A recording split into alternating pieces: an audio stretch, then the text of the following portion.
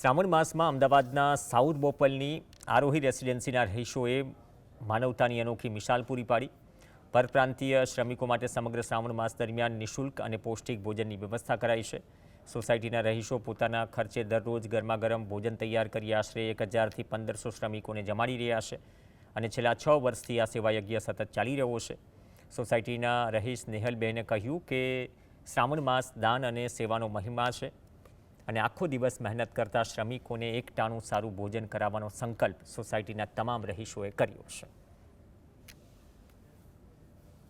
શ્રાવણ મહિના પૂરતું હોય છે અને પરપ્રાંતીય મજૂરોથી માંડીને દરેક માણસ નાના મોટા અહીંયા જમે છે।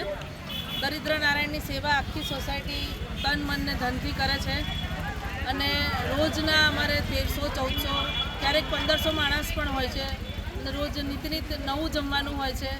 અમૂલ ઘીના ચોખ્ખા ડબ્બા હોય છે અને દરેક વસ્તુ જે અમે ખાઈએ છીએ તે જે બધાને ખવડાવીએ છીએ।